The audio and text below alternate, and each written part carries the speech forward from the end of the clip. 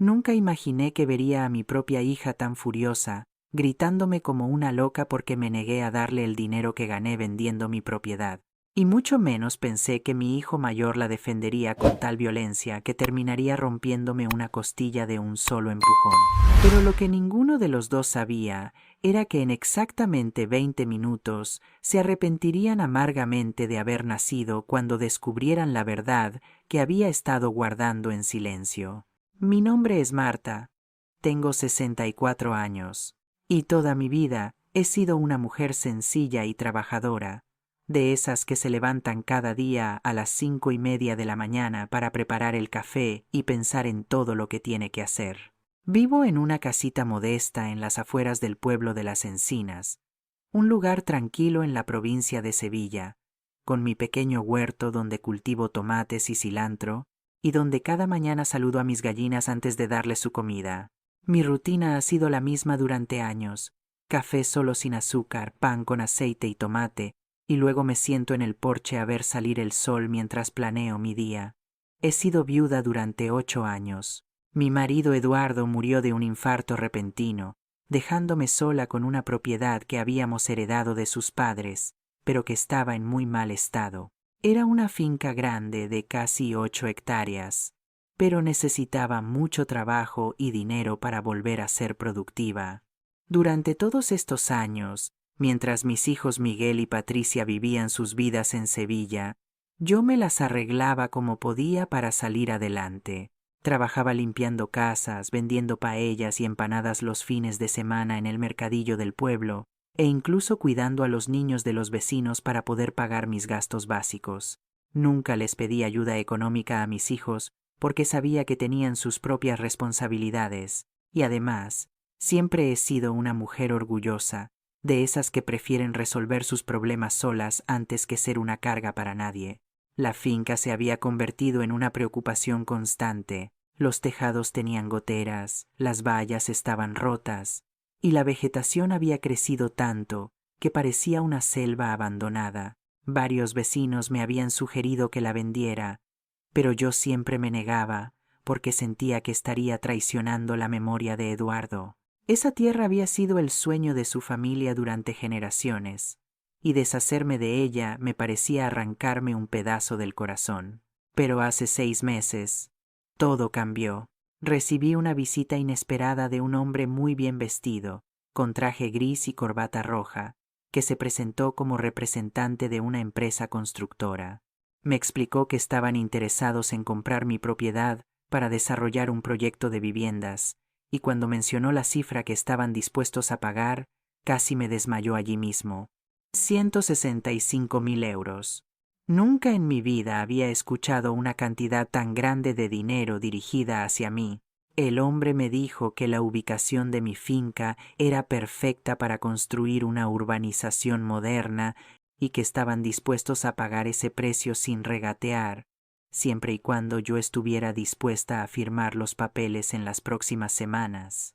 Durante días no pude dormir pensando en esa oferta. Me levantaba en la madrugada y caminaba por la finca, recordando todos los momentos felices que había vivido allí con Eduardo, pero también pensando en todas las posibilidades que ese dinero podría traer a mi vida. Podría arreglar mi casita, comprar ropa nueva, viajar para ver a mis nietos que viven lejos y, sobre todo, tener la tranquilidad económica que nunca había tenido en mis 64 años de vida. Finalmente, después de mucha reflexión e incluso soñar con Eduardo pidiéndome que fuera feliz, tomé la decisión más difícil de mi vida.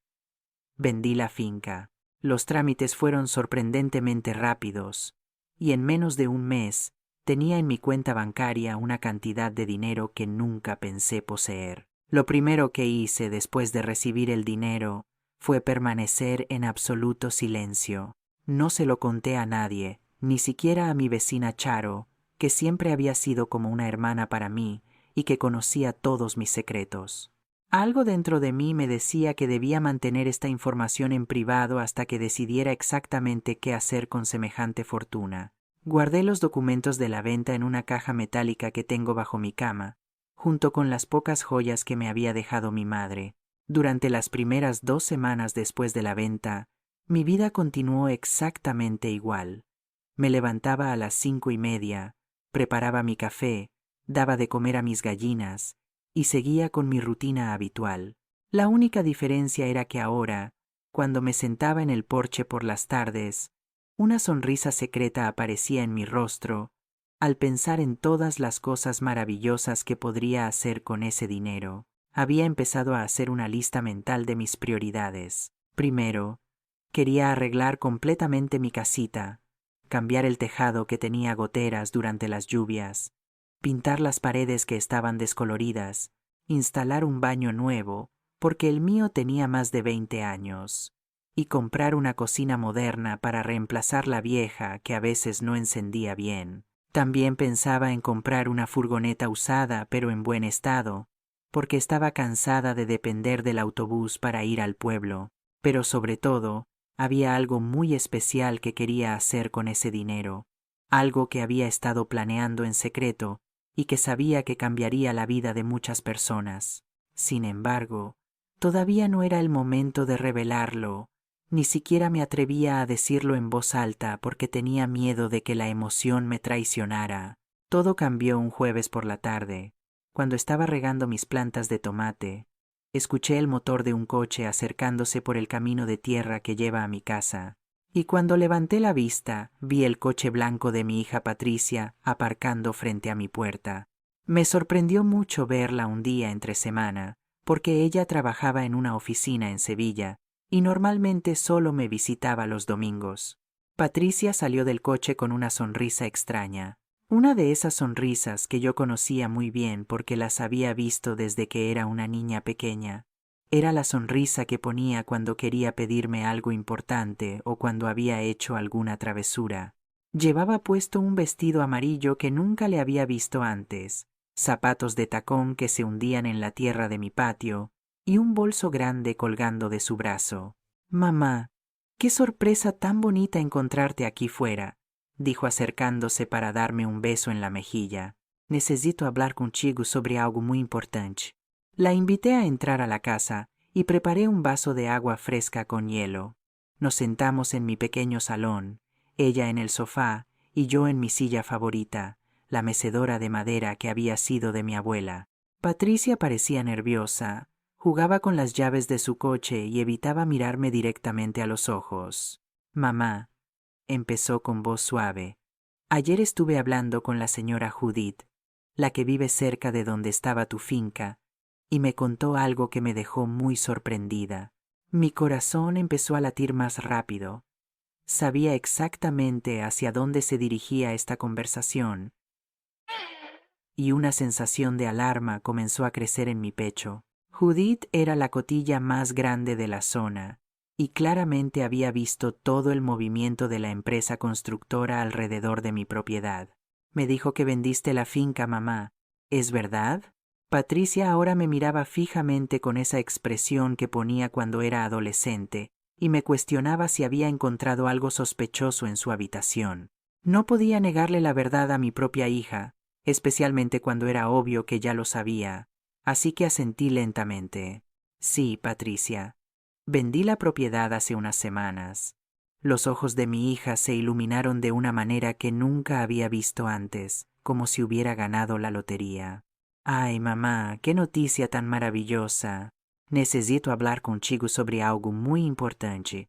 La invité a entrar a la casa y preparé un vaso de agua fresca con hielo. Nos sentamos en mi pequeño salón, ella en el sofá y yo en mi silla favorita, la mecedora de madera que había sido de mi abuela. Patricia parecía nerviosa, jugaba con las llaves de su coche y evitaba mirarme directamente a los ojos. Patricia se inclinó hacia adelante, acercándose más a mí. «Mamá, sabes que puedes confiar en mí. Soy tu hija y me preocupo mucho por tu futuro. Imagino que debe haber sido una cantidad considerable y quiero asegurarme de que estás tomando las mejores decisiones para tu seguridad económica». Sus palabras sonaban bonitas, pero había algo en su actitud que no me gustaba nada. Era como si estuviera hablando con una vendedora tratando de convencerme de comprar algo, no con mi hija genuinamente preocupada por mi bienestar. «Patricia, aprecio tu preocupación, pero soy perfectamente capaz de manejar mis propios asuntos económicos. Por supuesto, mamá. No quise decir que no fueras capaz. Su voz se suavizó, pero pude detectar un matiz de frustración. Es solo que... Bueno, Aarón y yo hemos estado pasando por algunos problemas económicos últimamente.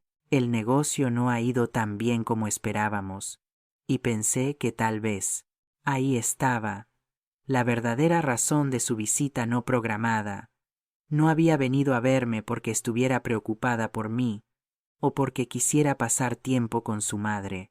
Había venido porque se había enterado de que tenía dinero y quería una parte. Tal vez qué, Patricia, pregunté, aunque sabía perfectamente lo que iba a decir.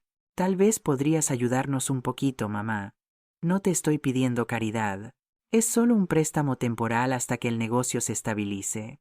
Podrías prestarnos unos 20 o 30.000 euros, y te prometo que te los devolveremos con intereses en cuanto podamos. Me quedé en silencio durante varios segundos, mirando el rostro de mi hija y tratando de procesar lo que acababa de escuchar. 20 o 30.000 euros no era una cantidad pequeña, y la forma casual en que lo había pedido me dejó completamente desconcertada. Era como si estuviera pidiendo prestados 20 euros para comprar pan, no una fortuna que representaba años de mi vida trabajando. Patricia, dije con firmeza, ese dinero de la venta de la propiedad no es para prestárselo a nadie. Tengo mis propios planes para él. La expresión de su rostro cambió inmediatamente. La sonrisa dulce desapareció y fue reemplazada por una mueca de desaprobación que me recordó dolorosamente a cuando era una niña mimada que no conseguía lo que quería. ¿Qué planes, mamá? ¿Qué vas a hacer con tanto dinero a tu edad? No es como si fueras a comprarte una casa nueva o viajar por el mundo. Sería mucho más inteligente invertir ese dinero en algo productivo, como el negocio de Aarón y mío. Sus palabras me dolieron profundamente. ¿A mi edad? Repetí, sintiendo como si me hubiera dado una bofetada. ¿Me estás diciendo que, porque tengo 64 años, ya no tengo derecho a disfrutar de mi propio dinero? No, mamá, no es eso lo que quise decir, respondió rápidamente, pero pude ver en sus ojos que era exactamente lo que había querido decir. Es solo que, bueno, sería más práctico si el dinero se usara para algo que beneficie a toda la familia. Toda la familia, murmuré, sintiendo la indignación crecer en mi pecho. ¿Y cuándo me ayudó toda la familia, cuando yo estaba luchando sola para mantenerme después de que murió tu padre?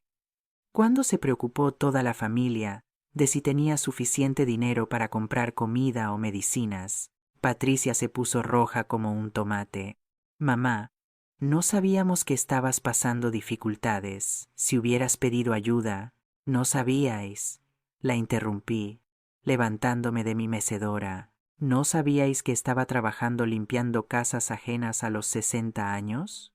¿No sabíais que vendía paellas y empanadas los fines de semana en el mercadillo del pueblo para poder pagar la luz?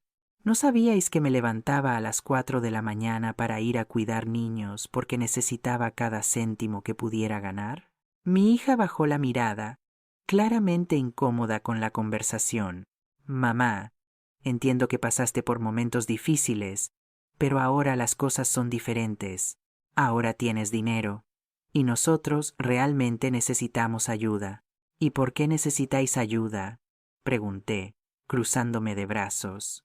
La última vez que hablamos me dijiste que el negocio iba muy bien, que habíais conseguido varios clientes nuevos. Patricia se retorció en el sofá, claramente incómoda por tener que admitir la verdad. Bueno, es que Aarón hizo algunas inversiones que no salieron como esperábamos, y luego tuvimos algunos gastos inesperados. ¿Qué tipo de gastos inesperados, Patricia? Compramos un coche nuevo, remodelamos la casa, y Aarón invirtió en unas acciones que, bueno, perdimos bastante dinero. No podía creer lo que estaba escuchando. Mi hija y su marido habían despilfarrado su dinero en lujos y malas inversiones, y ahora querían que yo los rescatara con el dinero que había ganado vendiendo la propiedad con la que había luchado durante años. Entonces gastasteis vuestro dinero irresponsablemente y ahora queréis que yo pague las consecuencias de vuestras malas decisiones, dije, sintiendo que la rabia empezaba a hervir en mis venas. No es así, mamá. Solo necesitamos un pequeño préstamo para estabilizarnos de nuevo. Es una inversión en el futuro de tu familia. Mi familia, repetí con amargura. ¿Dónde estaba mi familia cuando yo necesitaba ayuda? ¿Dónde estaba mi familia cuando me dolían tanto las rodillas de fregar suelos que apenas podía caminar por las noches? ¿Dónde estaba mi familia cuando tenía que elegir entre comprar medicinas o comprar comida? Patricia se levantó bruscamente y pude ver que su paciencia se estaba agotando. Está bien, mamá.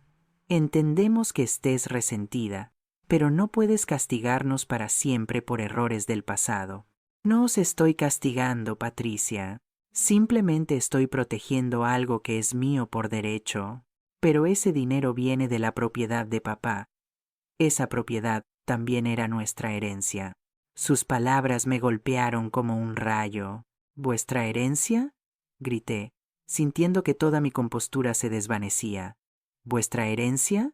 Esa propiedad estuvo abandonada durante años mientras yo me moría intentando mantenerla. Nunca movisteis un dedo para ayudar con los gastos, con el mantenimiento, con nada. Y ahora que yo la convertí en dinero con mi esfuerzo y mi decisión, resulta que es vuestra herencia. La herencia es herencia, mamá. No importa si la vendiste o no. Justo en ese momento, escuché el motor de otro coche acercándose. A través de la ventana, vi la camioneta negra de mi hijo Miguel, aparcando junto al coche de Patricia. Mi corazón se hundió porque sabía que esta visita no era una coincidencia. Claramente, Patricia había planeado todo esto con antelación. Miguel entró a la casa sin siquiera llamar a la puerta, como si fuera su propia casa. Es un hombre alto, corpulento, de 35 años, con barba desaliñada y siempre vestido con camisetas viejas y vaqueros rotos. Había ganado mucho peso en los últimos años y tenía esa mirada cansada de alguien que bebe demasiado. «Hola, mamá», dijo con una sonrisa forzada. «¿Cómo estás?» Patricia me contó la buena noticia sobre la venta de la finca. «Por supuesto que te lo contó», murmuré, sentándome de nuevo en mi mecedora porque me temblaban las piernas de pura indignación. Miguel se sentó pesadamente en el sofá junto a su hermana y pude oler inmediatamente el aroma a cerveza en su aliento. Apenas eran las 3 de la tarde y ya había estado bebiendo. «Mamá», intervino Miguel, con esa voz ronca que tenía cuando intentaba sonar serio. «Creo que deberíamos hablar en familia sobre cómo manejar este dinero de la mejor manera. No hay nada de qué hablar, Miguel. El dinero es mío, y yo decidiré qué hacer con él». «Mamá, sé razonable», intervino Patricia. «No te estamos pidiendo que nos lo des todo, solo queremos que nos ayudes un poquito. Miguel también tiene sus problemas económicos». Miré a mi hijo mayor, este hombre de 35 años, que nunca había sido capaz de mantener un trabajo durante más de 6 meses seguidos. «¿Y cuáles son tus problemas económicos, Miguel?» Él se movió incómodo en el sofá. «Bueno, debo algunos pagos de la casa y tengo algunas deudas pendientes». «¿Qué tipo de deudas?» «Eso no importa, mamá. Lo importante es que somos familia y las familias se ayudan entre sí». «Las familias se ayudan entre sí», repetí lentamente. «Qué interesante que digas eso ahora, después de 8 años en los que prácticamente no existí para vosotros». Los dos hermanos se miraron con esa complicidad que yo conocía muy bien desde que eran niños. Era la misma mirada que intercambiaban cuando habían roto algo en la casa y estaban decidiendo qué mentira iban a contarme. Pero ahora eran adultos, y esa mirada me asustaba mucho más que cuando tenían 8 y 10 años. «Mamá», dijo Miguel, inclinándose hacia adelante, «creo que estás siendo un poco injusta. Nosotros siempre hemos estado ahí para ti». «¿Siempre habéis estado ahí?» Me reí con amargura. «Miguel, ¿cuándo fue la última vez que me visitaste sin necesitar algo? ¿Cuándo fue la última vez que me llamaste solo para preguntarme cómo estaba?» «Mamá, sabes que trabajo mucho».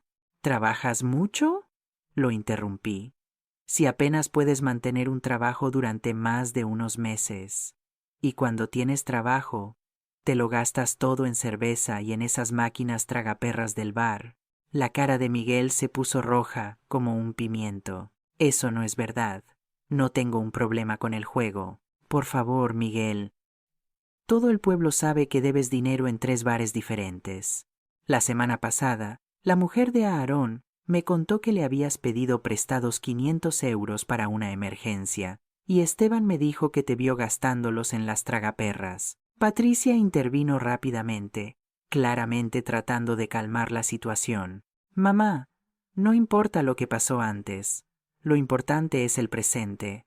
Y en el presente, somos una familia que necesita ayudarse mutuamente. Una familia, me levanté de nuevo, sintiendo que toda la frustración acumulada durante años comenzaba a salir a la superficie. Una familia que solo aparece cuando hay dinero de por medio. Una familia que me ignoró completamente durante 8 años, mientras yo luchaba sola para sobrevivir. No te ignoramos, gritó Patricia, finalmente perdiendo la compostura. Por supuesto que no podíais, respondí con sarcasmo. Estabais demasiado ocupados gastando dinero en coches nuevos y remodelaciones de casa mientras yo trabajaba limpiando los baños de otras personas solo para poder comer. Miguel se levantó, y su corpulencia repentinamente me intimidó. Cuando se enfadaba, su voz se volvía muy grave y sus ojos se ponían rojos. Mamá, deja de hacerte la víctima. Si tenías problemas económicos, deberías habérnoslo dicho. ¿Hacerme la víctima? No podía creer lo que estaba escuchando. Miguel, tú sabías perfectamente cuál era mi situación. Sabías que vivía sola, que era viuda, que no tenía ingresos fijos, pero estabais tan ocupados con vuestras propias vidas que nunca os molestasteis en preguntar si necesitaba ayuda. Porque siempre fuiste demasiado orgullosa, gritó Patricia. Siempre dijiste que podías arreglártela sola, porque no tenía otra opción. Porque mis propios hijos me habían abandonado. El ambiente en el pequeño salón se había vuelto tan tenso que parecía que el mismo aire era difícil de respirar. Miguel comenzó a caminar de un lado a otro como un animal enjaulado, mientras Patricia se había levantado y me miraba con una expresión de pura frustración. Está bien, mamá, dijo Miguel, deteniéndose frente a mí. Supongamos que tienes razón y que fuimos unos hijos terribles. ¿Eso significa que vas a castigarnos para siempre? ¿Significa que nunca nos vas a perdonar? No se trata de castigo ni de perdón, Miguel. Se trata de que tengo planes para ese dinero. Y esos planes no incluyen sacaros de vuestras propias irresponsabilidades. ¿Qué planes? Preguntó Patricia con brusquedad. Tú nunca haces nada emocionante, nunca gastas dinero en ti misma. ¿Qué vas a hacer? ¿Guardarlo debajo del colchón hasta que te mueras? Sus palabras me hirieron profundamente, pero también me dieron una furia que no había sentido en años. ¿Queréis saber cuáles son mis planes? Les grité. Mis planes son no tener que preocuparme por el dinero nunca más. Mis planes son poder ir al médico cuando me sienta mal sin tener que calcular si puedo permitirme la consulta. Mis planes son poder comprar la comida que quiera sin tener que revisar cada céntimo. Eso es exactamente lo que estamos diciendo, exclamó Miguel. Ya tienes todo eso asegurado. Tienes más dinero del que podrías gastar en el resto de tu vida. Por eso sería inteligente compartir un poco con tu familia. El resto de mi vida, repetí, sintiendo que las lágrimas empezaban a arder en mis ojos. Así que ahora resulta que soy tan vieja que ya no vale la pena que disfrute de mi propio dinero. No es eso, mamá. Patricia se acercó a mí con los brazos extendidos como para abrazarme, pero yo retrocedí. Es solo que, bueno, a tu edad, ¿cuánto puedes necesitar realmente? En ese momento algo se rompió dentro de mí. Todas las heridas emocionales que había estado guardando durante años, toda la soledad, todo el abandono, toda la lucha silenciosa, todo estalló como un volcán en erupción. ¡Fuera!, les grité con una voz que ni siquiera reconocí. Salid de mi casa ahora mismo. Mamá, cálmate. Miguel intentó acercarse. pero agarré la escoba que estaba en la esquina y la levanté como un arma. No te acerques a mí. Fuera. No quiero volver a veros hasta que aprendáis a respetarme.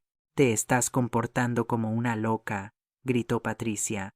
Solo queremos ayudarte a tomar decisiones inteligentes. ¿Ayudarme? Me reí histéricamente. 8 años sin ayudarme. Y ahora queréis ayudarme. La única ayuda que queréis es ayudaros a vosotros mismos con mi dinero. Miguel se puso más agresivo, acercándose a mí peligrosamente. Mamá, vas a darnos ese dinero porque tenemos derecho a él. Esa propiedad era de papá y nosotros somos sus hijos. Yo mantuve esa propiedad sola durante 8 años. Yo pagué los impuestos. Yo me preocupé por ella. Vosotros nunca hicisteis nada. No importa, Patricia también se había vuelto agresiva. La herencia es herencia. No hay herencia, les grité. La propiedad ya no existe. La vendí y el dinero es mío. En ese momento, Miguel hizo algo que nunca pensé que haría. Se acercó tanto a mí que pude oler su aliento a cerveza en mi cara y con voz amenazante me dijo: «Mamá, ¿vas a darnos ese dinero? Somos tus hijos y tenemos derecho a él. Si no nos lo das por las buenas, tendremos que buscar otras formas». «¿Me estás amenazando, Miguel?», le pregunté, aunque mi voz temblaba de miedo.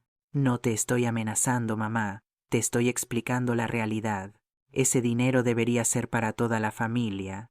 Y si no lo entiendes, tendremos que hacértelo entender». Patricia asintió, apoyando completamente a su hermano. En ese momento me di cuenta de que mis propios hijos se habían convertido en extraños peligrosos, personas capaces de cualquier cosa por dinero. «Idos», les dije con voz baja pero firme, «salid de mi casa ahora mismo, y no volváis hasta que estéis dispuestos a pedirme perdón por todo lo que habéis dicho hoy». Los dos se dirigieron hacia la puerta, pero no con la actitud derrotada que esperaba. En cambio, caminaban lentamente, intercambiando miradas que me pusieron los pelos de punta. Antes de salir, Miguel se volvió hacia mí con una expresión que nunca había visto en su rostro, una mezcla de rabia y determinación que me heló la sangre. «Esto no va a terminar aquí, mamá», dijo con voz baja y amenazante. «Vas a reconsiderar tu decisión, porque no vamos a quedarnos de brazos cruzados mientras tú te quedas con todo nuestro dinero». «No es vuestro dinero», respondí, tratando de sonar más valiente de lo que me sentía. «Y si volvéis a mi casa con esa actitud, llamaré a la policía». Patricia soltó una risa sarcástica. «¿La policía? ¿Por qué? ¿Por venir a visitar a nuestra propia madre? Mamá, creo que la soledad está afectando tu mente. Tal vez deberías ver a un médico». Sus palabras me golpearon como puñaladas. «¿Me estás diciendo que estoy loca?» «No estoy diciendo que estés loca», respondió Patricia con falsa dulzura, «pero estás tomando decisiones muy extrañas para una persona de tu edad. Quizás necesites ayuda para manejar tanto dinero. Quizás necesites que otra persona tome esas decisiones por ti». El miedo que sentí en ese momento fue diferente a todo lo que había experimentado antes. No era solo miedo físico, sino un terror profundo de que mis propios hijos fueran capaces de hacerme daño de formas que ni siquiera podía imaginar. «Idos», les dije, pero mi voz sonaba débil y rota. «Por favor, idos y dejadme en paz». «Nos vamos, mamá», dijo Miguel, «pero volveremos. Y la próxima vez, espero que hayas reflexionado sobre tu egoísmo». Después de que se fueron, me quedé sentada en mi mecedora durante horas, temblando, no de frío sino de shock. No podía creer que los hijos que había criado, a quienes había dado todo mi amor y mi vida, se hubieran convertido en personas tan crueles y codiciosas. Sentía como si hubiera conocido a dos extraños peligrosos, no a mis propios hijos. Esa noche no pude dormir nada. Cada ruido que escuchaba me hacía saltar, pensando que tal vez habían regresado. Me levanté varias veces para comprobar que todas las puertas y ventanas estuvieran bien cerradas, algo que nunca había hecho antes en mi vida, porque siempre me había sentido segura en mi propia casa. Al día siguiente intenté continuar con mi rutina normal, pero todo había cambiado. Cuando fui a dar de comer a mis gallinas, me temblaban tanto las manos que derramé la mitad del maíz en el suelo. Cuando intenté regar mis plantas, no podía concentrarme y terminé empapando la tierra más de lo necesario. Alrededor del mediodía recibí una llamada telefónica que casi me detuvo el corazón. Era Patricia, pero su voz sonaba completamente diferente a como había sonado el día anterior. Ahora hablaba con un tono dulce y preocupado, como si nada malo hubiera pasado entre nosotras. Mamá, dijo, espero que hayas dormido bien anoche. He estado pensando mucho en nuestra conversación de ayer, y creo que tal vez ambas dijimos cosas de las que nos arrepentimos. Patricia, no me arrepiento de nada de lo que dije ayer. Ay, mamá, no seas así. Sabes que te queremos mucho y lo último que querríamos es hacerte sentir mal. Tal vez podríamos encontrar una solución que funcione para todos. Su cambio de actitud me ponía aún más nerviosa que su agresión del día anterior. Al menos cuando había estado enfadada, yo sabía con qué estaba tratando. Esta nueva versión manipuladora de mi hija me asustaba mucho más. No hay nada que negociar, Patricia. Mi decisión es definitiva. Mamá, ¿por qué no nos reunimos de nuevo, pero esta vez en un ambiente más relajado? Podríamos ir a comer al mesón El Rincón Dorado, solo tú y yo, madre e hija, sin presiones, sin discusiones, solo una conversación civilizada. No quiero tener más conversaciones sobre este tema. Mamá, por favor, solo dame una oportunidad de explicarte mejor nuestra situación. Tal vez no me expresé correctamente ayer. Quizás si me escucharas con más calma podrías entender por qué necesitamos tu ayuda. Algo en su tono de voz me hizo sospechar que tenía motivos ocultos. Pero una parte de mí quería creer que tal vez realmente se había dado cuenta de su error y quería disculparse genuinamente. De acuerdo, finalmente le dije. Pero que quede claro que no voy a cambiar de opinión sobre el dinero. Por supuesto, mamá. Solo quiero que tengamos una conversación de madre e hija. Acordamos reunirnos al día siguiente en el mesón El Rincón Dorado, un lugar pequeño pero acogedor en el centro del pueblo donde servían la mejor comida casera de la región. Era un sitio público con mucha gente, donde me sentiría segura. Esa noche dormí muy mal de nuevo, con pesadillas extrañas donde Miguel y Patricia me perseguían por la casa exigiendo dinero. En uno de los sueños habían traído abogados y policías para obligarme a entregar todo, diciendo que yo era demasiado vieja para tomar mis propias decisiones. Al día siguiente me vestí con especial cuidado. Me puse mi vestido rosa favorito, el que mi difunto marido Eduardo me había regalado para mi cumpleaños número 50, y me peiné de la forma que más me gustaba. Quería verme digna y respetable, como la mujer fuerte que había sido toda mi vida. Llegué al restaurante 15 minutos antes de la hora acordada y pedí una mesa cerca de la ventana, donde podía ver la calle. Patricia llegó exactamente a tiempo, pero no vino sola. Aarón la acompañaba, y eso inmediatamente me puso en alerta máxima. Aarón es un hombre de unos 40 años, delgado, con bigote negro, y siempre vestido con camisas que parecían demasiado elegantes para su personalidad. Desde el día que lo conocí, algo en él me había parecido falso, como si estuviera actuando todo el tiempo. Tenía esa sonrisa que nunca llegaba a sus ojos, y esa forma de hablar que sonaba como si constantemente estuviera tratando de venderte algo. «Hola, suegra», dijo con esa sonrisa falsa, dándome un beso en la mejilla que me hizo estremecer. «Es estupendo verte. Espero que no te importe que haya venido». Patricia pensó que sería bueno que yo también participara en esta conversación familiar. «En realidad sí me importa», respondí directamente, porque esta era una conversación entre mi hija y yo. Patricia intervino rápidamente. «Mamá, Aarón es parte de la familia. Además, él entiende mucho de finanzas y negocios, y pensé que tal vez podría ayudarnos a encontrar una solución que beneficie a todos. Ya os dije que no hay nada que negociar».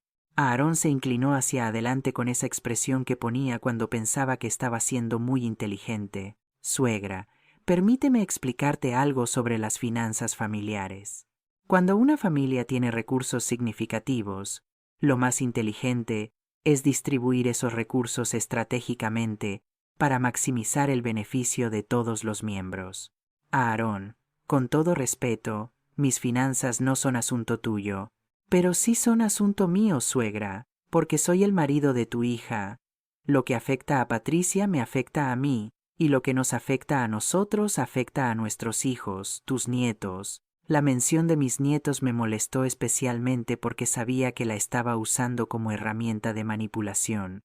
Mis nietos están perfectamente bien cuidados, y si tenéis problemas económicos, esa es vuestra responsabilidad, no la mía. Suegra. Aarón bajó la voz como si fuera a contarme un secreto. Déjame ser completamente honesto contigo. Estamos en una situación muy difícil. Si no conseguimos dinero pronto, podríamos perder la casa. ¿Realmente quieres que tus nietos se queden sin hogar? Patricia asintió dramáticamente, como si estuviera actuando en una telenovela. Es verdad, mamá. Los niños no entienden por qué de repente no podemos comprarles las cosas que necesitan. Ayer mi pequeña me preguntó, ¿por qué ya no puede tomar clases de piano? Y no supe qué decirle. Sus intentos de manipulación emocional me daban asco. Patricia, si tus hijos necesitan algo, puedes hablarme específicamente sobre esas necesidades, pero no voy a daros miles de euros para que tú y tu marido sigáis viviendo por encima de vuestras posibilidades. Aarón cambió de estrategia, adoptando un tono más agresivo. Suegra, no creo que estés entendiendo la gravedad de la situación. Esto no es solo una petición de ayuda. Tenemos derechos legales sobre esa herencia. ¿Derechos legales? Me reí con amargura. ¿Qué derechos legales? Yo vendí mi propiedad, una propiedad que estaba a mi nombre, y el dinero está en mi cuenta bancaria.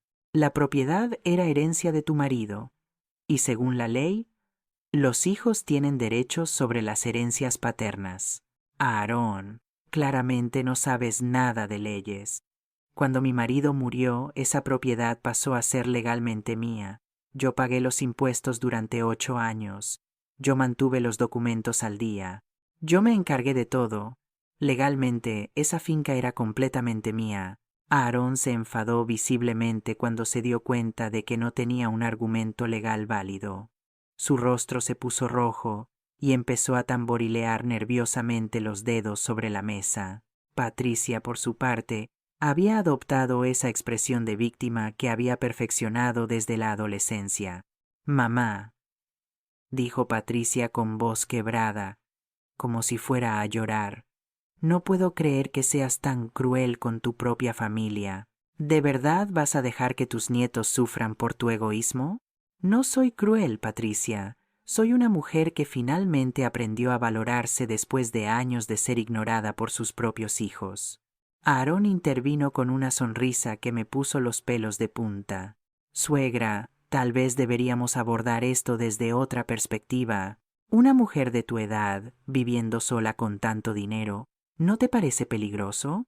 Hay muchos delincuentes que se especializan en robar a personas mayores que tienen ahorros considerables. Sus palabras sonaban como una amenaza apenas disfrazada.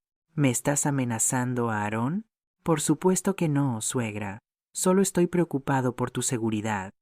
Sería terrible que te pasara algo malo, especialmente ahora que tienes tanto dinero en efectivo.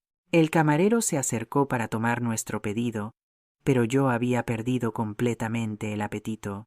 La conversación había tomado un giro que me aterrorizaba, y me di cuenta de que mis propios familiares eran capaces de intimidarme de formas que nunca había imaginado. No voy a pedir nada, le dije al camarero. Me voy ahora mismo. Mamá, por favor no te vayas. Patricia me suplicó, agarrando mi brazo mientras me levantaba. Todavía no hemos terminado de hablar. Sí, hemos terminado, respondí, liberando mi brazo de su agarre. Y que os quede muy claro, no voy a daros ni un céntimo de mi dinero, por mucho que me amenacéis o manipuléis. No te estamos amenazando. gritó Patricia lo suficientemente alto como para que otras personas en el restaurante se volvieran a mirarnos. Solo queremos que seas razonable. Ser razonable significaría daros mi dinero para que sigáis viviendo irresponsablemente, dije, sintiendo la rabia hirviendo en mis venas de nuevo. Pero no voy a ser razonable de esa manera. Salí del restaurante tan rápido como pude, pero pude escuchar a Aarón diciéndole a Patricia: «No te preocupes, mi amor. Hay otras formas de resolver este problema». En el camino de vuelta a casa me temblaban tanto las manos que apenas podía conducir el coche. Las palabras de Aarón resonaban en mi cabeza como una campana de alarma.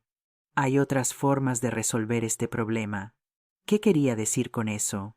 Esa noche llamé a mi vecina Charo, la única persona en el mundo en quien confiaba de verdad. Charo tenía 70 años, había sido viuda más tiempo que yo, y siempre había sido como una hermana mayor para mí. Le conté todo lo que había pasado, desde la venta de la finca hasta las amenazas veladas de Aarón. «Marta», dijo Charo con preocupación, «esos hijos tuyos se han vuelto peligrosos. No puedes quedarte sola en tu casa mientras ellos están actuando así». «¿Qué se supone que debo hacer, Charo? ¿Esconderme de mis propios hijos?» «No esconderte, pero protegerte. ¿Has pensado en hablar con la policía? ¿Y decirles qué? ¿Que mis hijos me pidieron dinero y yo me negué? No he sufrido ningún daño físico todavía. Marta, esa palabra todavía me asusta mucho. Creo que deberías quedarte en mi casa unos días hasta que las cosas se calmen». Esa noche me quedé en casa de Charo, pero no pude dormir nada. Cada ruido me sobresaltaba, pensando que tal vez Miguel y Patricia habían venido a buscarme. Alrededor de las 3 de la madrugada, Charo se levantó para traerme agua y me encontró despierta mirando por la ventana. «Marta, tienes que decirme la verdad», dijo, sentándose junto a mí. «¿Para qué necesitas realmente ese dinero? Porque conozco muy bien tu personalidad y sé que no lo estás guardando solo por avaricia». Por primera vez desde que había vendido la finca, le conté a alguien cuáles eran mis planes reales para el dinero. Charo escuchó en silencio, y cuando terminé de hablar, tenía lágrimas en los ojos. «Ay, Marta», dijo, abrazándome, «eres una mujer increíble. Tus hijos ni siquiera merecen saber la verdad de lo que planeas hacer». Al día siguiente volví a mi casa porque no podía esconderme para siempre. Pero en cuanto llegué, me di cuenta de que algo estaba muy mal. La puerta principal tenía marcas alrededor de la cerradura, como si alguien hubiera intentado forzarla.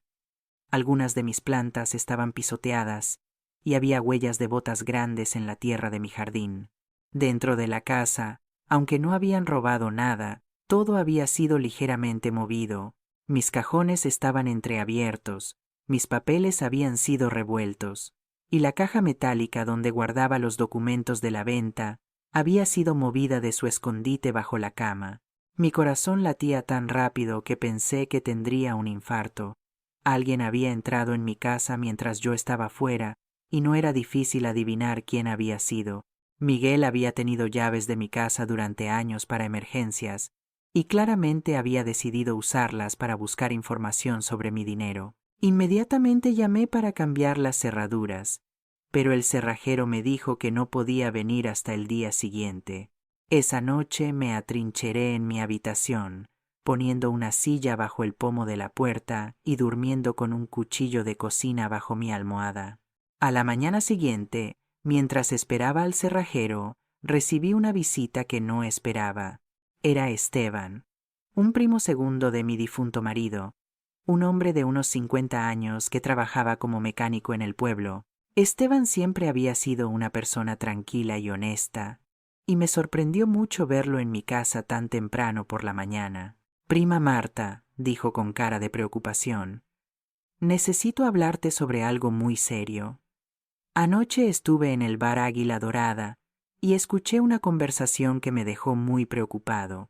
«¿Qué tipo de conversación, Esteban?» «Tu hijo Miguel estaba allí, muy borracho, hablando con unos hombres que no me gustaron nada. Estaban haciendo planes que te involucran a ti». Mi estómago se contrajo de miedo. «¿Qué tipo de planes?».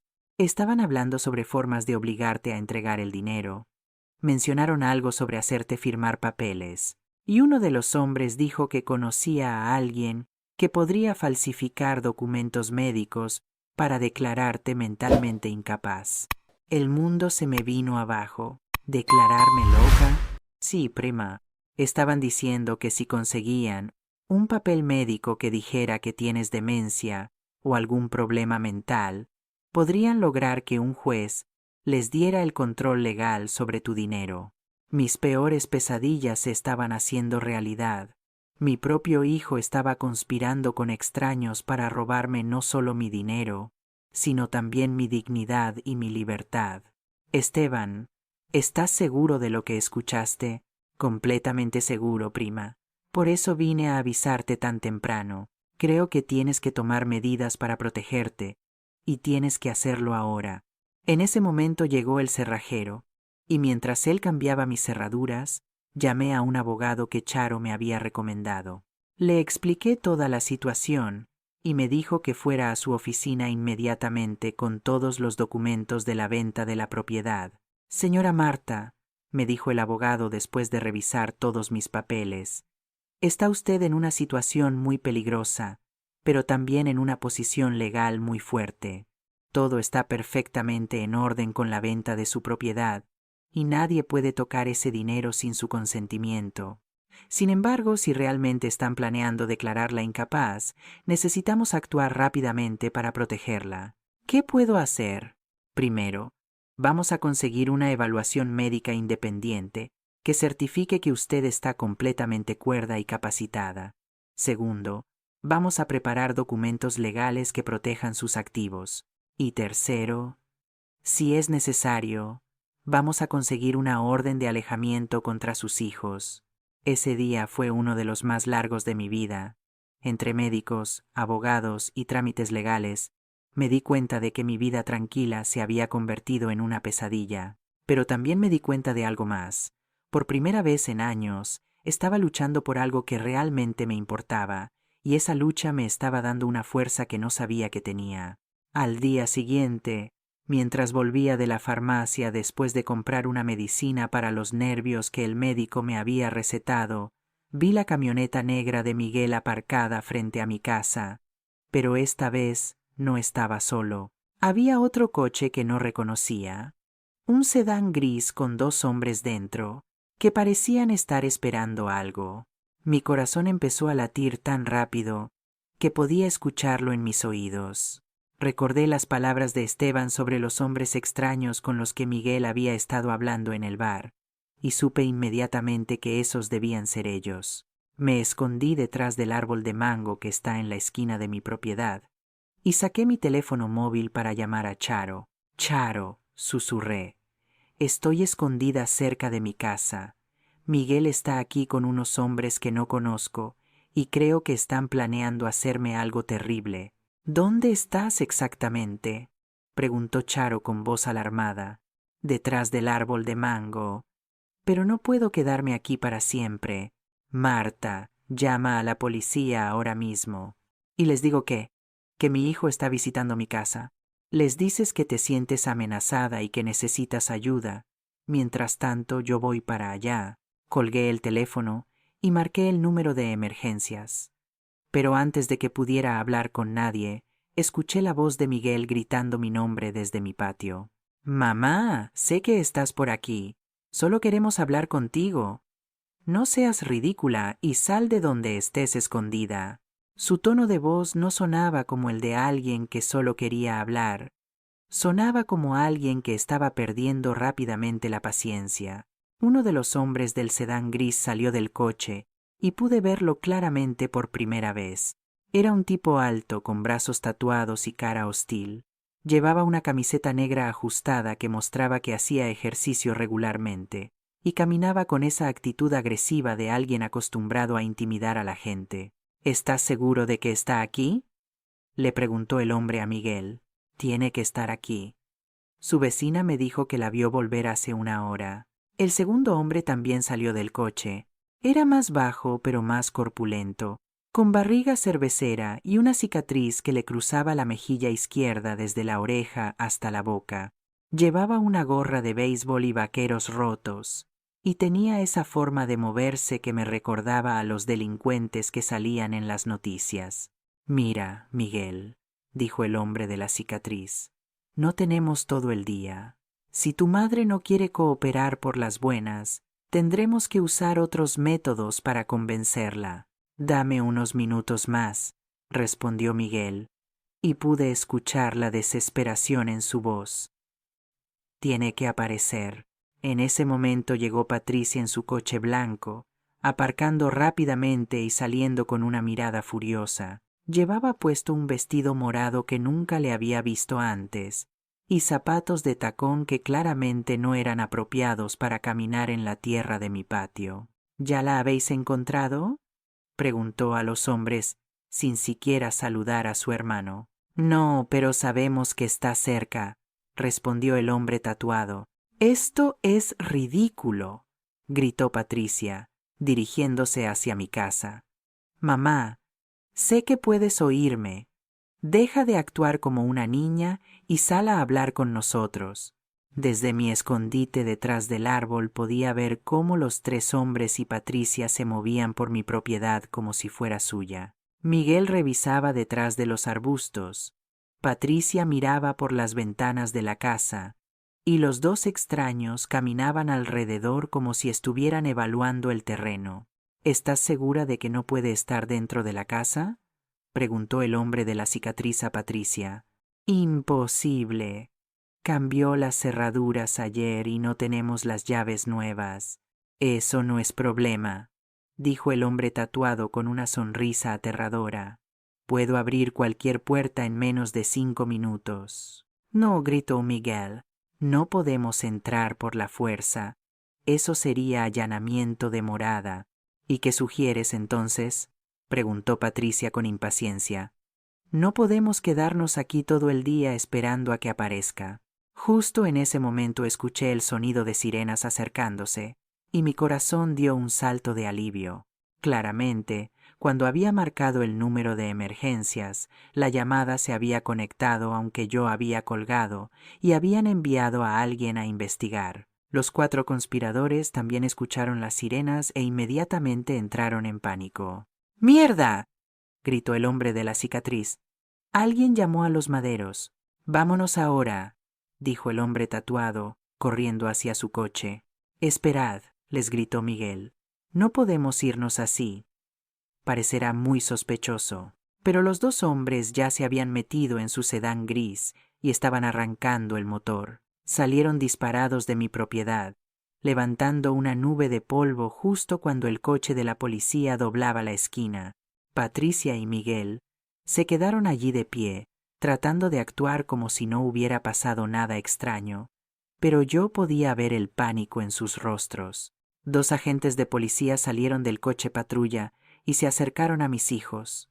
Uno de ellos era joven, probablemente de unos 25 años, y el otro era mayor, con aspecto de haber visto mucho en su carrera.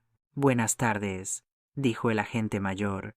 «Recibimos una llamada de emergencia desde este número de teléfono, pero la comunicación se cortó. ¿Está todo bien aquí?» «Sí, agente». «Todo está bien», Miguel logró componer una sonrisa falsa. «Sí, agente, todo está bien. Solo estábamos visitando a nuestra madre», añadió Patricia. «¿Y dónde está su madre?», preguntó el agente joven, mirando alrededor. Patricia intervino rápidamente. «Debe estar en el pueblo haciendo recados. Llegamos y no estaba aquí, así que decidimos esperarla». «¿Y los hombres que acabamos de ver salir en el coche gris?», preguntó el agente mayor con suspicacia. «¿Qué hombres?», mintió Miguel descaradamente. «No sabemos de qué está hablando». En ese momento decidí salir de mi escondite. No podía permitir que mis hijos siguieran mintiendo a la policía, y además me di cuenta de que era más seguro enfrentar la situación con los agentes presentes. «¡Agentes!», grité, caminando hacia ellos. Yo hice la llamada. Todos se volvieron a mirarme. Miguel y Patricia tenían caras de puro terror, mientras que los agentes parecían confundidos. ¿Usted es la dueña de esta casa?, me preguntó el agente mayor. Sí, soy Marta, y estos son mis hijos. Pero agente, vinieron aquí con 2 hombres que me dan mucho miedo, y tuve que esconderme porque me siento amenazada. Mamá, eso no es verdad, gritó Patricia. Solo vinimos a visitarte.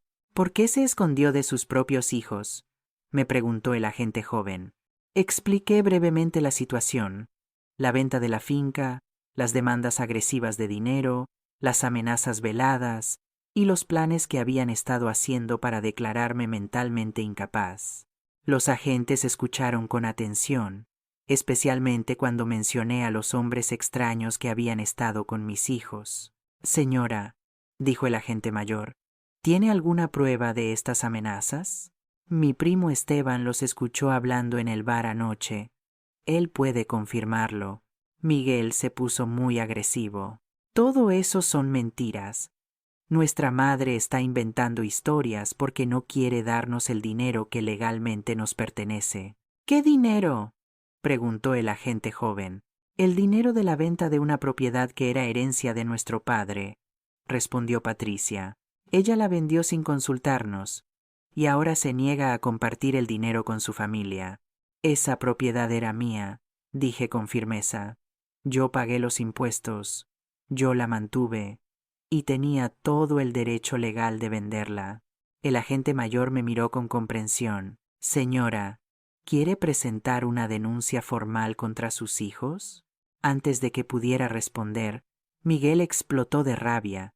Esto es ridículo, gritó, acercándose a mí peligrosamente. Ese dinero es nuestro por derecho, y si no lo entiendes por las buenas, te haremos entenderlo por las malas. Señor, aléjese de la señora, ordenó el agente joven, colocándose entre Miguel y yo. Pero Miguel había perdido completamente el control. Toda la frustración y la rabia que había estado acumulando durante días estalló, y se dirigió hacia mí con los puños cerrados. «Vas a darnos ese dinero ahora mismo», gritó, empujando al agente joven que intentaba detenerlo. Lo que pasó después fue todo muy rápido. Miguel logró esquivar a los 2 agentes y se abalanzó sobre mí con tanta furia que no tuve tiempo de apartarme. Su empujón fue tan violento que me lanzó hacia atrás y caí pesadamente sobre las piedras de mi jardín. El dolor que sentí en mi costado izquierdo fue indescriptible, como si me hubieran clavado un cuchillo y lo estuvieran retorciendo. Grité de agonía mientras la policía forcejeaba con Miguel para esposarlo. Patricia se quedó completamente pálida cuando se dio cuenta de lo que su hermano había hecho. «Miguel, ¿te has vuelto loco?». Desde el suelo, con un dolor insoportable atravesándome el costado, podía ver el horror en la cara de Patricia mientras la policía esposaba a Miguel. Mi hijo mayor luchaba como un animal salvaje, gritando obscenidades y amenazas mientras los agentes lo sujetaban. «Soltadme. Esa vieja loca está robando nuestro dinero», seguía gritando con saliva goteando de la comisura de su boca. El agente mayor llamó inmediatamente a una ambulancia por radio, mientras el más joven mantenía a Miguel controlado.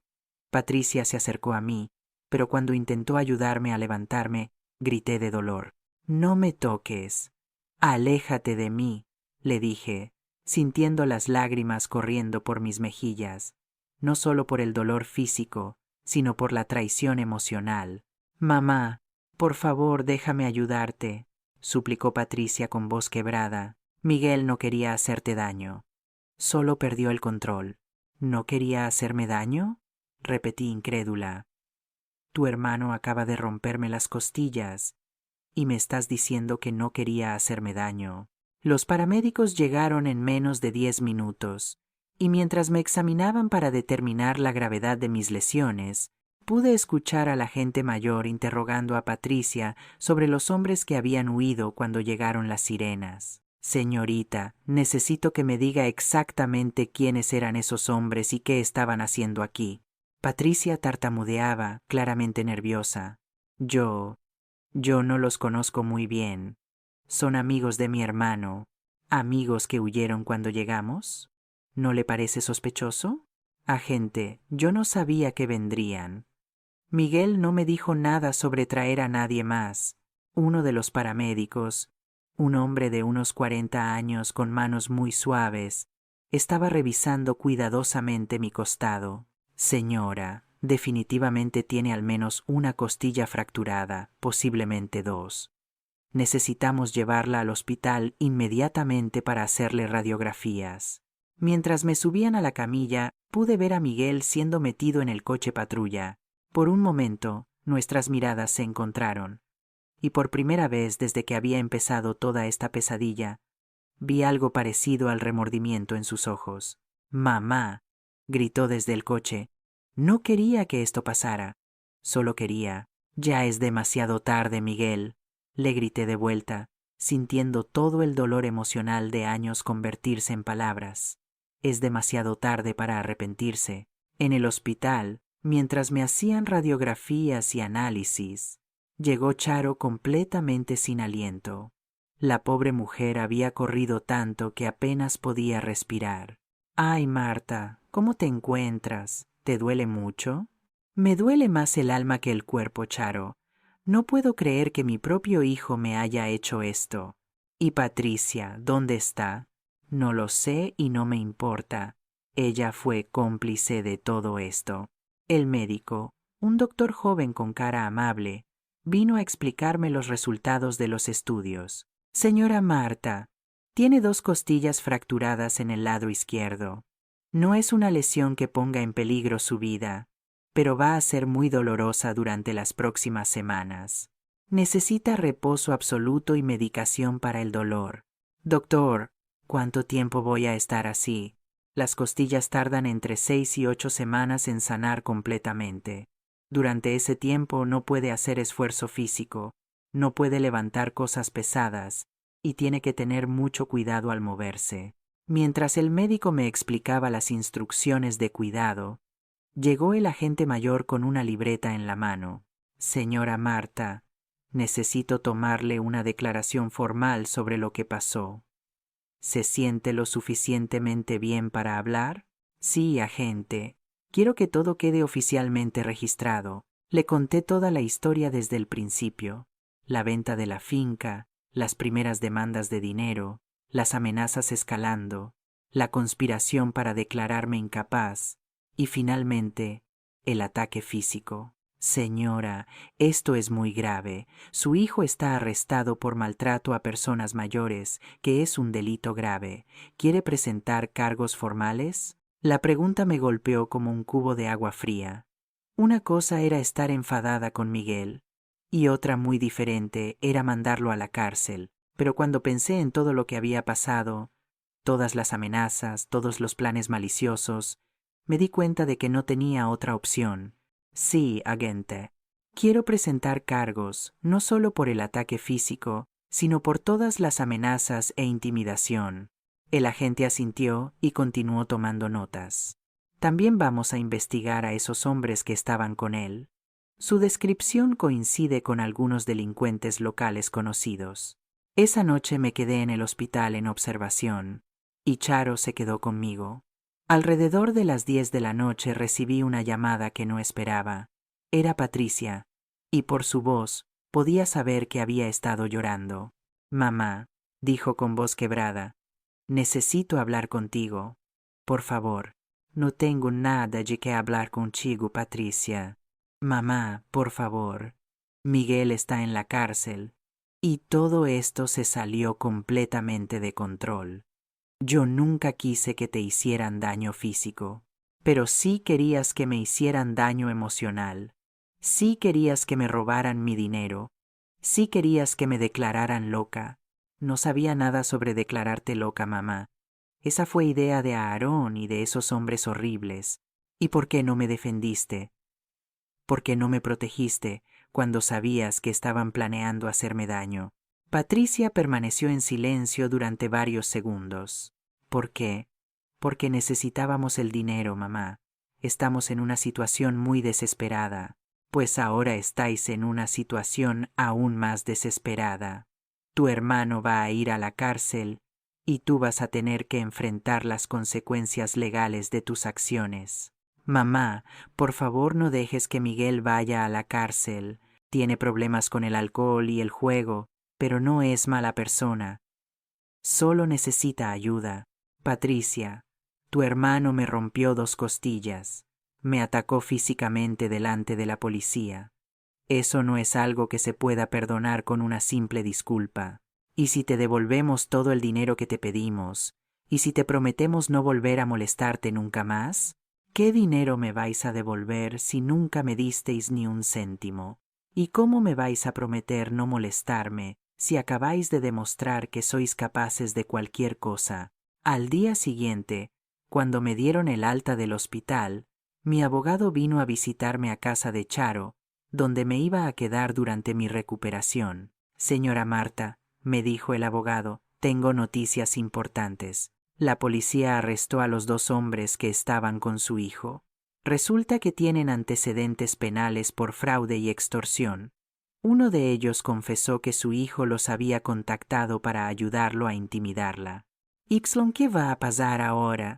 Su hijo va a enfrentar cargos muy graves: maltrato a personas mayores, conspiración para cometer fraude e intimidación.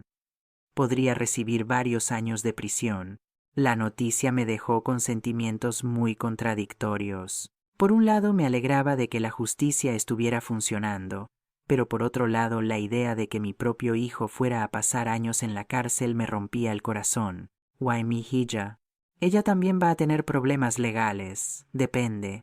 Si coopera con la investigación y testifica contra los otros conspiradores, es posible que solo reciba una advertencia.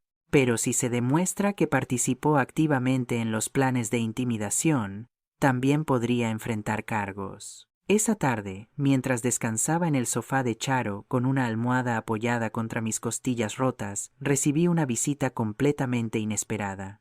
Era Aarón, pero venía solo y con una actitud completamente diferente a la que había tenido en el restaurante.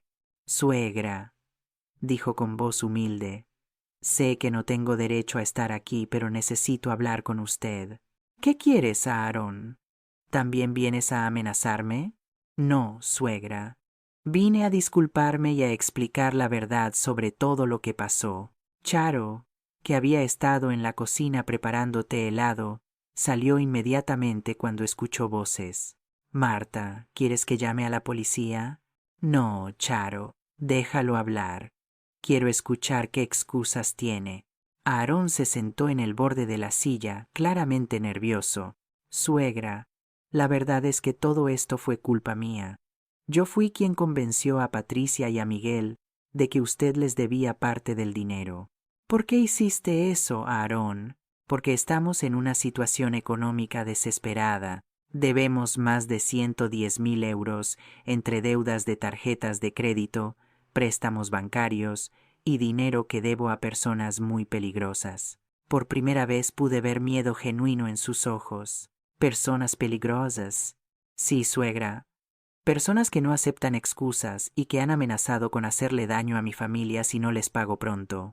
Finalmente estaba escuchando la verdad, y era incluso peor de lo que había imaginado. «Y pensaste que la solución era robarme mi dinero». «No era robar, suegra. Genuinamente creía que usted tenía una obligación moral de ayudar a su familia, pero me di cuenta de que estaba equivocado cuando vi lo que le pasó ayer. Cuando vi a su cuñado romperle las costillas, ¿te diste cuenta? Necesitaste ver a tu cuñado rompiéndome las costillas para darte cuenta de que estabas haciendo algo malo». Aarón bajó la cabeza, claramente avergonzado. «Suegra, vine aquí para pedirle perdón y para decirle que voy a testificar a su favor en el juicio. Voy a confesar toda mi participación en este horrible plan». Sus palabras me sorprendieron. «¿Por qué harías eso? ¿No te das cuenta de que eso podría meterte en problemas legales?» «Porque es lo correcto, suegra, y porque espero que tal vez algún día pueda encontrar una forma en su corazón de perdonar a mi esposa. Patricia fue desviada por mi influencia, pero en el fondo lo quiere mucho». Las palabras de Aarón me dejaron completamente desconcertada. Durante todos estos días había estado tan concentrada en protegerme y lidiar con la traición, que no había tenido tiempo de procesar realmente mis propios sentimientos hacia mis hijos. Sí, estaba furiosa y herida, pero debajo de toda esa rabia todavía había amor, un amor profundamente herido, pero amor, al fin y al cabo, a Aarón, le dije después de varios minutos de silencio. Aprecio que hayas venido a disculparte, pero las disculpas no curan costillas rotas, ni borran amenazas de muerte. Lo sé, suegra, y no espero que me perdone inmediatamente. Solo quería que supiera la verdad, y quería pedirle algo, que, cuando todo esto termine, cuando Miguel salga de la cárcel y cuando hayamos pagado por nuestros errores, ¿habría alguna posibilidad de que pudiéramos reconstruir esta familia? No por el dinero, sino porque sus nietos la necesitan en sus vidas. La mención de mis nietos me golpeó justo en el corazón. Durante toda esta pesadilla, había tratado de no pensar en ellos, en cómo todo esto iba a afectarlos. Eran niños inocentes que no tenían la culpa de las terribles decisiones que sus padres habían tomado. Mis nietos siempre serán bienvenidos en mi vida, le dije con firmeza, pero eso no significa que vaya a perdonar automáticamente a sus padres. Lo entiendo, suegra. Solo pido que con el tiempo considere la posibilidad. Después de que Aarón se fue, Sharo y yo permanecimos en silencio durante mucho tiempo. Finalmente, ella rompió el silencio con una pregunta que había estado evitando pensar. Marta, ¿qué vas a hacer con el dinero ahora? Era la primera vez que alguien me hacía esa pregunta sin segundas intenciones, sin tratar de conseguir algo de mí. Charo la hacía por curiosidad genuina y porque le importaba mi bienestar. Charo, creo que es hora de que te cuente cuáles eran mis planes reales para ese dinero. Me acomodé mejor en el sofá, tratando de encontrar una posición que no me doliera tanto, y le conté a mi querida amiga el secreto que había estado guardando desde el día que recibí la oferta de compra. ¿Recuerdas a mi hermana Susana? Por supuesto, la que murió de cáncer hace 5 años. Antes de morir, Susana me hizo prometer algo. Me hizo prometer que si alguna vez tenía los recursos para hacerlo, ayudaría a otras mujeres que estuvieran pasando por lo mismo que ella pasó. Sharo me miraba atentamente, esperando que continuara. Susana tuvo que vender su casa, su coche, e incluso las joyas de nuestra madre para pagar sus tratamientos de cáncer. Al final no fue suficiente, y murió endeudada, y sin haber recibido todos los tratamientos que necesitaba. Las lágrimas empezaron a rodar por mis mejillas al recordar a mi hermana menor, que había luchado tan valientemente contra esa terrible enfermedad. Mi plan era usar el dinero de la venta para crear un fondo para ayudar a mujeres de bajos recursos que tuvieran cáncer. No todo el dinero, por supuesto. Iba a guardar una parte para mi propia seguridad, pero la mayoría iba a ser para cumplir la promesa que le hice a Susana. Charo permaneció en silencio durante varios segundos, y cuando finalmente habló, tenía lágrimas en los ojos. Ay, Marta, eres una mujer increíble. Y pensar que tus hijos querían robar ese dinero que iba a ayudar a tantas personas necesitadas. Charo, lo más triste de todo es que si me hubieran preguntado sobre mis planes con respeto y cariño, tal vez habría encontrado una forma de ayudarlos también. Pero nunca me dieron la oportunidad. Simplemente asumieron que tenían derecho a mi dinero y trataron de tomarlo por la fuerza. ¿Vas a seguir adelante con tus planes originales? Sí, Charo, más que nunca. Esta experiencia me ha enseñado lo importante que es ayudar a las personas que realmente lo necesitan, no a personas que simplemente quieren vivir por encima de sus posibilidades. Al día siguiente recibí una llamada de mi abogado con noticias sobre el caso. Señora Marta, tengo actualizaciones importantes. Su hijo Miguel se declaró culpable de todos los cargos y aceptó una sentencia de 2 años de cárcel con posibilidad de libertad condicional después de 1 año, si completa un programa de rehabilitación para alcoholismo y adicción al quetara. Luego, ¿y los otros hombres? Los 2 recibieron sentencias más largas, porque ya tenían antecedentes previos. El principal organizador del plan para declararla incapaz recibió 5 años, y Mihija, su hija, decidió cooperar completamente con la investigación y testificar contra todos los demás. A cambio, solo recibió libertad condicional y la obligación de hacer servicios comunitarios durante 1 año. ¿Servicios comunitarios? Sí, específicamente trabajando con personas mayores en un centro de cuidados. El juez pensó que sería apropiado dadas las circunstancias. Esa tarde, mientras descansaba en el jardín de Charo, recibí una visita que no esperaba.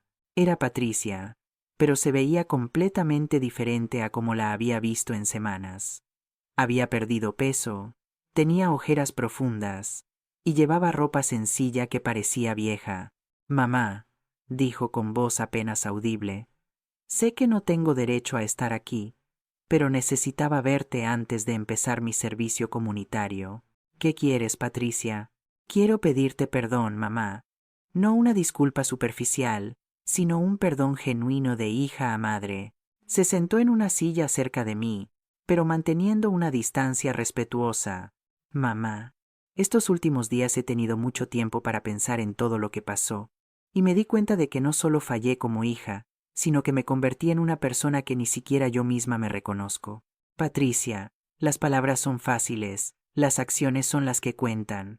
«Lo sé, mamá. Por eso no te estoy pidiendo que me perdones ahora mismo. Solo te estoy pidiendo que tal vez con el tiempo puedas considerar darme una oportunidad de demostrarte que puedo ser mejor». «¿Y a Aarón?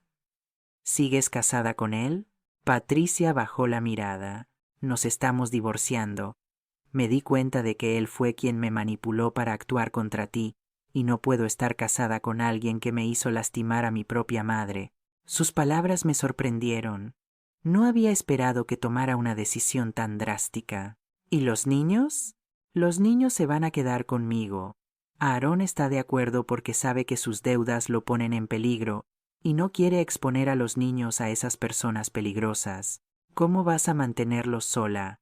«Conseguí un trabajo a tiempo parcial en una oficina además del servicio comunitario.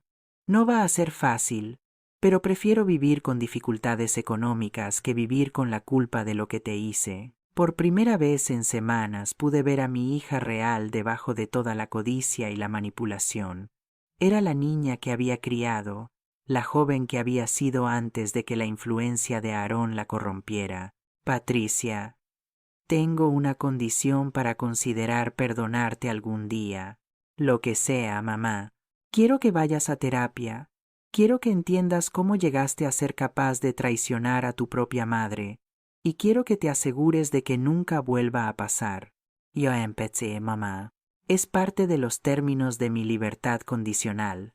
Pero incluso si no fuera obligatorio, lo haría». «¿Y qué les vas a decir a mis nietos sobre todo esto?» «Voy a decirles la verdad de una manera apropiada para su edad. Voy a decirles que su mamá cometió errores muy graves, que lastimó a su abuela, y que está trabajando muy duro para ser una mejor persona». Después de que Patricia se fue, pensé durante horas sobre todo lo que había pasado. Mi vida había cambiado completamente en el espacio de unas pocas semanas. Había perdido la confianza en mis hijos. Había sido traicionada por mi propia familia. Había sufrido lesiones físicas, pero también había descubierto una fuerza interior que no sabía que tenía. Esa noche llamé a mi abogado para empezar el proceso de establecer la fundación en memoria de mi hermana Susana. Decidí llamarla Fundación Esperanza Susana y dedicarla específicamente a ayudar a mujeres de bajos recursos que estuvieran luchando contra el cáncer. 3 meses después, cuando mis costillas habían sanado completamente, tuve la ceremonia de inauguración de la fundación. Charo estuvo allí conmigo, junto con varios vecinos y miembros de la comunidad que habían conocido a Susana. Para mi sorpresa, Patricia también vino, pero se quedó al fondo del evento sin acercarse a mí. Después de la ceremonia, se acercó tímidamente. «Mamá», dijo, «solo quería decirte que estoy muy orgullosa de lo que estás haciendo. La tía Susana estaría feliz de saber que su memoria está ayudando a tantas mujeres. Gracias, Patricia. Mamá, ¿crees que algún día podremos tener una relación normal de nuevo? La miré durante varios segundos antes de responder. Patricia, creo que nunca vamos a tener la relación que teníamos antes, porque esa relación estaba basada en una confianza que se rompió. Pero tal vez con mucho tiempo y mucho trabajo podamos construir algo nuevo. Eso es todo lo que puedo pedir, mamá. 6 meses después recibí una carta de Miguel desde la cárcel. Era la primera comunicación que tenía con él desde el día que me rompió las costillas. Mamá, decía la carta, sé que no merezco tu perdón, pero quiero que sepas que cada día en esta prisión pienso en lo que te hice, y cada día me odio más a mí mismo por ello. Estoy en un programa de recuperación para alcohólicos y adictos al juego, y por primera vez en años estoy empezando a entender lo enfermo que estaba. No te estoy pidiendo que me perdones porque sé que eso llevará mucho tiempo, si es que alguna vez pasa. Solo quería que supieras que me arrepiento profundamente y que cuando salga de aquí voy a dedicar el resto de mi vida a intentar reparar el daño que te causé. Cuando terminé de leer la carta, me di cuenta de que por primera vez, desde que todo esto había empezado, no sentía rabia hacia mis hijos. No los había perdonado completamente, y tal vez nunca lo haría del todo, pero había encontrado algo parecido a la paz. Hoy, un año después de vender la propiedad, mi vida es completamente diferente. La Fundación Esperanza Susana ha ayudado a más de 50 mujeres con sus tratamientos de cáncer. Patricia ha terminado su servicio comunitario y ha demostrado ser una madre responsable que está criando bien a mis nietos. Miguel saldrá de la cárcel en 6 meses, y aunque no sé si podremos reconstruir nuestra relación, al menos sé que está trabajando en convertirse en una mejor persona. Y yo he aprendido algo fundamental, que el dinero no es lo más importante en la vida, pero el respeto propio sí lo es. Aprendí que está bien decir que no, incluso a la familia. Aprendí que proteger lo que es tuyo no te hace una persona egoísta, sino una persona fuerte. Y sobre todo, aprendí que a veces los errores más dolorosos pueden llevarte a descubrir quién eres realmente y de qué eres capaz.